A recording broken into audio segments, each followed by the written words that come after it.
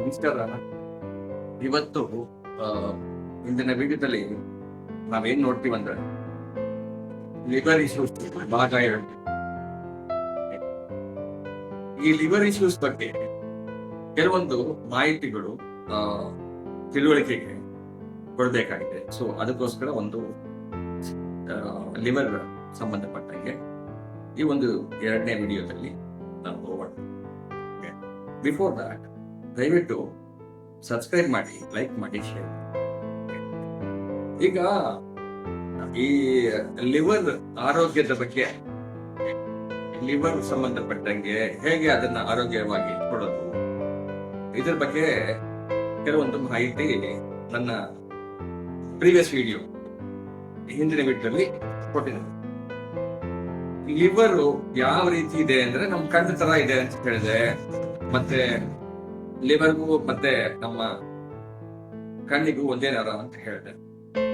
Liver ಆರೋಗ್ಯ ಹೇಗೆ ಇದೆ ನಮಗೆ ಅಂತ ನಾವು ಹೇಗೆ ತಿಳ್ಕೊಳ್ಳೋದು?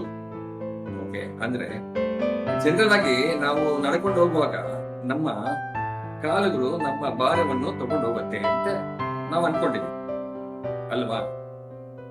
ಆದ್ರೆ ಅದು ನಿಜ ಅಲ್ಲ. ನಮ್ಮ ಭಾರವನ್ನು ಎತ್ತುಕೊಂಡು ತಗೊಂಡು ನಮ್ಮನ್ನ ಚೆನ್ನಾಗಿ ನಡೆಯುವಂತ ಮಾಡೋದು ನಮ್ಮ ಲಿವರ್. ನಮ್ಮ ಎಂಟೈರ್ ಬಾಡಿ ಭಾರವನ್ನ ತಗೊಳ್ಳೋದು ನಮ್ಮ ಲಿವರ್. ನಾವು ನಡೆಯೋಕೆ ನಮ್ಗೆ ಈಸಿ ಆಗಿದೆ. ಅಂದ್ರೆ ಸಣ್ಣ ಮಕ್ಕಳಲ್ಲಿ ನಾವು ಬಾಡಿ ವೆಯ್ಟ್ ಇಲ್ಲದೆ, ಬಾಡಿ ವೆಯ್ಟೇ ಗೊತ್ತಾಗ್ದಂಗೆ ನಾವು ನಡೆಯೋದು ನಮ್ಗೆ ಗೊತ್ತಿದೆ. ನಾವು ಒಂದು 40 ವಯಸ್ಸು, 50 ವಯಸ್ಸು, 60 ವಯಸ್ಸು ಆಗುವಾಗ ನಮ್ಮ ನಡೆಯಲ್ಲಿ ಸ್ವಲ್ಪ ನಿಧಾನ ಕಾಣುತ್ತೆ ಅಲ್ವಾ? ಇದಕ್ಕೆ ಕಾರಣ ಲಿವರ್ಗೆ ಎನರ್ಜಿ ಸಾಕಷ್ಟು ಇರೋದಿಲ್ಲ. ಸೊ ಅದು ಕಾರಣ. ಲಿವರ್ ಚೆನ್ನಾಗಿರುತ್ತೆ. ಓಕೆ, ಲಿವರ್ಗೆ ಎನರ್ಜಿ ದಟ್ ಇಸ್ ಇಂಪಾರ್ಟೆಂಟ್. ಲಿವರ್ಗೆ ಚೆನ್ನಾಗಿ ಎನರ್ಜಿ ಇದೆ ಅಂದ್ರೆ ನಮ್ಮ 50 ವಯಸ್ಸಾಗ್ಲಿ, 60 ವಯಸ್ಸಾಗ್ಲಿ, 70 ವಯಸ್ಸಾಗ್ಲಿ, 100 ವಯಸ್ಸಾಗ್ಲಿ ನಾವು ನಡೆಯುವಾಗ ನಮ್ಮ ಬಾಡಿ ವೆಯ್ಟ್ ನಮ್ಗೆ ಗೊತ್ತಾಗಲ್ಲ. ನಮ್ಮ ಬಾಡಿ ವೆಯ್ಟ್ ನಮ್ಗೆ ಗೊತ್ತಾಗ್ತಾ ಇದೆ ಅಂದ್ರೆ ಲಿವರ್ ಎನರ್ಜಿ ಕಮ್ಮಿ ಇದೆ ಅಂತ ಅರ್ಥ. ಓಕೆ, ಸೊ ಇದಕ್ಕೆ ಸಂಬಂಧಪಟ್ಟಂಗೆ ಏನು ಕಾರಣ ಒಂದು ವ್ಯಕ್ತಿಗೆ ಲಿವರ್ಗೆ ಎನರ್ಜಿ ಇಲ್ಲ, ನಡೆಯೋದು ಕಷ್ಟ ಆಗ್ತದೆ ಅಂದ್ರೆ ಯಾರೆಲ್ಲ ನೀವು ನೋಡಿರ್ಬೋದು, ಯಾರೆಲ್ಲ ಲಿವರ್ ಸಂಬಂಧಪಟ್ಟ ಪ್ರಾಬ್ಲಮ್ ಇದೆಯೋ, ಯಾರೆಲ್ಲ ಪ್ಯಾಂಕ್ರಿಯಸ್ ಸಂಬಂಧಪಟ್ಟ ಪ್ರಾಬ್ಲಮ್ ಇದೆಯೋ ಅವ್ರಿಗೆಲ್ಲ ಬಂದ್ಬಿಟ್ಟು 4 ಹೆಜ್ಜೆ ಇಕ್ಕೋದಕ್ಕೆ ಕಷ್ಟ ಆಗುತ್ತೆ. ಯಾವಾಗ ನಮ್ಗೆ ನಡೆಯೋದಕ್ಕೆ ಕಷ್ಟ ಆಗತ್ತೋ ಅವಾಗ ಪ್ರಮುಖವಾದ ಕಾರಣ ಲಿವರ್ ಅಂತಾನೆ ತಿಳ್ಕೊಬೇಕು. ಪ್ರಮುಖವಾದ ಕಾರಣ ಲಿವರ್ ಅಂತ ತಿಳ್ಕೊಬೇಕು. ಇವಾಗ ಒಂದು ವ್ಯಕ್ತಿಗೆ ಡಯಾಬಿಟಿಸ್ ಇದೆ, ಥೈರಾಯ್ಡ್ ಇದೆ ಅಂದ್ರೆ ಅವರಿಗೆ ಒಂದು ಡಯಾಬಿಟಿಸ್ ಇದೆ ಅಂತಾನೆ ಅನ್ಕೊಳ್ಳಿ. ಡಯಾಬಿಟಿಸ್ ಇರೋ ವ್ಯಕ್ತಿಗಳಿಗೆ ಆಬ್ವಿಯಸ್ಲಿ ಡಯಾಬಿಟಿಸ್ ಅಂದ್ರೆ ಡೈಜೆಷನ್ ಡಿಸಾರ್ಡರ್, ಲಿವರ್ ಎನರ್ಜಿ ಸ್ವಲ್ಪ ಕಮ್ಮಿನೇ ಇರುತ್ತೆ. ಊಟ ಮಾಡಿದ್ರೆ ಬರೋದಿಲ್ಲ. ಇದಕ್ಕೆ ಸಂಬಂಧಪಟ್ಟ ಪ್ರಾಬ್ಲಮ್ ಇರುತ್ತೆ. ಮತ್ತೆ ಲಿವರ್ಗೆ ಎನರ್ಜಿ ಕಮ್ಮಿನೇ ಇರುತ್ತೆ. ಲಿವರ್ ಎನರ್ಜಿ ಜಾಸ್ತಿ ಕರೆಕ್ಟ್ ಆಗಿದೆ ಅಂದ್ರೆ ಡೈಜೆಷನ್ ಇಶ್ಯೂ ಇಲ್ಲ ಅಂತ ಅಲ್ವಾ?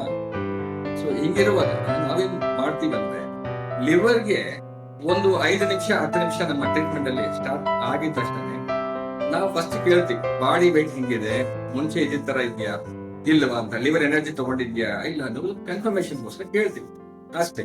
ಲಿವರ್ ಎನರ್ಜಿ ತಗೊಂಡಿದೆ ಅಂದ್ರೆ ತಗೊಳ್ಳೋದಕ್ಕೆ, ಲಿವರ್ಗೆ ಪ್ರಾಪರ್ ಆಗಿ ಎನರ್ಜಿ ತಗೊಳ್ಳಿಕ್ಕೆ ಒಂದು 3 ದಿವಸ ಇಂದ 1 ವಾರ ಆಗತ್ತೆ ಪ್ರಾಪರ್ ಎನರ್ಜಿ. ಆಮೇಲೆ ಬಾಡಿ ವೆಯ್ಟ್ ಲೆಸ್ ಆಗುತ್ತೆ. ಒಂದು ವ್ಯಕ್ತಿ 100 kg ಇರ್ಬೋದು, 150 kg ಇರ್ಬೋದು. ಅಂತ ವ್ಯಕ್ತಿಗಳಿಗೂ ಅವ್ರ ಸೆಲ್ಫ್ ವೆಯ್ಟ್, ಬಾಡಿ ವೆಯ್ಟ್ ಗೊತ್ತಾಗೋದಿಲ್ಲ ಲಿವರ್ ಎನರ್ಜಿ ಇದ್ರೆ. ಇದೇ ಒಂದು ಮುಖ್ಯವಾದ ವಿಷಯ. ಸೊ ಇದು ಒಂದು ಕಡೆ. 2ನೇದು, ಸರ್ ದಯವಿಟ್ಟು ಆಲ್ಕೋಹಾಲಿಕ್ಸ್ ಬಗ್ಗೆ ಮಾತಾಡಿ ಅಂತ ಹೇಳಿದ್ರು ಕೆಲವರು. ಈ ಆಲ್ಕೋಹಾಲ್ ತಗೊಳ್ಳೋರು, ಸೇವಿಸುವರು, ಓಕೆ, ಇದು ಹೇಗಿರುತ್ತೆ ಮನುಷ್ಯನಲ್ಲಿ, ಹೇಗೆ ಲಿವರ್ ಕೆಲಸ ಮಾಡುತ್ತೆ ಅಂದ್ರೆ, ಈ ಆಲ್ಕೋಹಾಲ್ ಸೇವಿಸೋರು ಒಂದು 2 ದಿವಸ 3 ದಿವಸ ಒಂದು ಸಮಯಕ್ಕೆ ಆಲ್ಕೋಹಾಲ್ ತಗೊಂಡಿದಾರಂದ್ರೆ 4ನೇ ದಿವಸ ಅವರ ಬಾಡಿ ನೀಟಾಗಿ ನಮ್ಮ ಲಿವರೇ ಅವ್ರನ್ನ ಕರ್ಕೊಂಡು ಹೋಗ್ಬಿಡುತ್ತೆ.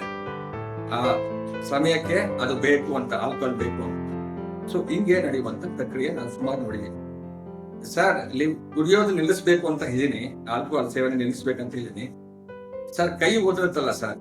ಸೊ ಅದಕ್ಕೂ ನಮ್ಮ ಹತ್ರ ಸೂಕ್ತ ಪರಿಹಾರ ಇದೆ. ಓಕೆ, ಸರ್ ಲಿವರ್ ಬಂದ್ಬಿಟ್ಟು, ಲಿವರ್ ಯಾವಾಗ್ಲೂ ಒಂದು ವಿಷಯ ಅರ್ಥ ಮಾಡ್ಕೊಳ್ಳಿ, ಲಿವರ್ ಬಂದ್ಬಿಟ್ಟು 3 ತಿಂಗಳಿಗೊಮ್ಮೆ ಕಂಪ್ಲೀಟ್ ಆಗಿ ಒಂದೊಂದು ಸೆಲ್ಲು ರೀಪ್ಲೇಸ್ಮೆಂಟ್ ಆಗುತ್ತೆ. ಅಂದ್ರೆ ಏನು, ಒಂದೊಂದು ಸೆಲ್ಲು ರೀಪ್ಲೇಸ್ಮೆಂಟ್ ಆಗ್ಬೇಕು 3 ತಿಂಗಳಲ್ಲಿ.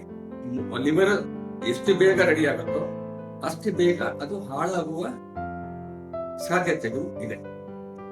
ಕಂಪ್ಲೀಟ್ ಲಿವರ್, ಹೊಸ ಲಿವರ್ 3 ತಿಂಗಳಿಗೆ, ಎಂತ ಲಿವರೇ ಇರ್ಲಿ, ಲಿವರ್ ಇಶ್ಯೂಸ್ ಇರ್ಲಿ, ನಮ್ಮ ಹತ್ರ ಟ್ರೀಟ್ಮೆಂಟ್ ಸ್ಟಾರ್ಟ್ ಮಾಡಿದ ಮೇಲೆ ನಾವು ಯಾವ್ದು ವಿಧವಾದ ಔಷಧಿ ಕೊಡುವುದಿಲ್ಲ. ನಮ್ಮ ಹತ್ರ ಟ್ರೀಟ್ಮೆಂಟ್ ಸ್ಟಾರ್ಟ್ ಮಾಡಿದ್ಮೇಲೆ ಅವರಿಗೆ 3 ತಿಂಗಳ ನಂತರ ನಿಮ್ಮ ಹಳೆಯ ಲಿವರ್ ರಿಪೋರ್ಟ್ ನಿಮ್ಮ ಹತ್ರ ಇದೆ, ನಿಮ್ಮ ಹೊಸ ಲಿವರ್ ರಿಪೋರ್ಟ್ ತಗೊಳ್ಳಿ ಅಂತ ಹೇಳ್ಕೊಂಡು ಅದರಲ್ಲಿ ಅವರಿಗೆ ಎಲ್ಲಾ ವಿಷಯವು ಗೊತ್ತಾಗುತ್ತೆ. ಸೊ ಹಂಗಂದ್ರೆ ನಾವು ನಡೆಯುವಾಗ ನಮ್ಮ ಟಾಪಿಕ್ ಬರೋಣ. ನಾವು ನಡೆಯುವಾಗ ನಮ್ಮ ಬಾಡಿ ತೇಲೋ ತರ ಇರ್ಬೇಕು. ಒಂದು ಹಿಡ್ಕೊಂಡು ನಾವು ಒಂದು ಮಣ್ಣನ್ನ ಲೆವೆಲ್ ಮಾಡುವ ರುಬ್ಬುಕೊಂಡಿದ್ಯಲ್ಲ, ಸೊ ಆ ತರ ಎರಡು ತರ ಇರ್ಬೋದು ನಮ್ಮ ಬಾಡಿಗೆ. ಸರ್ ಇನ್ನೊಂದು ವಿಷಯ, ಸರ್ ನನಗೂ ಊಟ ಟೈಮ್ ಮಾಡ್ಲಿಲ್ಲ ಅಂದ್ರೆ ಕೈ ಕಾಲು ಉದುರುತ್ತೆ ಸರ್, ಸ್ಟಿವರಿಂಗ್ ಇರುತ್ತೆ ಸರ್. ಅದೇನ್ ಸರ್ ಕಾರಣ? ಅದೆಲ್ಲ ಲಿವರ್ಗೆ ಸಂಬಂಧಪಟ್ಟ ವಿಷಯನೇ. ಓಕೆ, ಸೊ ಸುಮಾರು ಜನ ಹೊಟ್ಟೆ ಹಸಿವು ತಡ್ಕೊಳ್ಳಲ್ಲ. ಹೊಟ್ಟೆ ಹಸಿವು ಆಯ್ತಂದ್ರೆ ಅವ್ರಿಗೆ ಕೈ ಕಾಲು ಶಿವರಿಂಗ್ ಸ್ಟಾರ್ಟ್ ಆಗತ್ತೆ. ಇದು ಲಿವರ್ ಸಂಬಂಧಪಟ್ಟ ಪ್ರಾಬ್ಲಮ್. ನಮ್ಗೆ ಏನ್ ತಿನ್ಬೇಕು ಅಂತ ಅನ್ಸುತ್ತೆ ಅಲ್ವಾ, ನಾವು ಒಂದು ಏನಾದ್ರೂ ಇಲ್ಲಿ ಒಂದು ಖಾರವಾಗಿ ಬೇಕು, ಇವಾಗ ಖಾರವಾಗಿ ಬೇಕೇ ಬೇಕು ಅಂತೀವಿ, ನಮ್ಗೆ ಇಷ್ಟವಾದ ಆಹಾರ ನಾವು ಬೇಕು ಅಂತ ಹೇಳ್ತೀವಿ. ಇದೆಲ್ಲ ನಮ್ಗೆ ಹೇಳುವುದೇ ಲಿವರ್. ಓಕೆ, ಪ್ರತಿಯೊಂದು ವಿಷಯನು ಕೆಲವೊಂದು ಊಟದ ಸಂಬಂಧಪಟ್ಟಂಗೆ ನಮ್ಗೆ ಕೇಳುವುದೇ ಲಿವರು, ಅದನ್ನ ಹೇಳುವುದೇ ಲಿವರು, ನಾವು ಲಿವರ್ ಹೇಳ್ದಂಗೆ ಹೇಳ್ತಾ ಇರ್ತೀವಿ. ಓಕೆ, ಸೊ ಇದು ಪ್ರತ್ಯೇಕವಾದ ಲಿವರ್ ಸಂಬಂಧಪಟ್ಟ ವಿಷಯಕ್ಕೆ ಇರುವಂತ ಒಂದು ಸ್ಪೆಷಲ್ ಆಗಿರುವಂತ ಒಂದು ವಿಷಯ.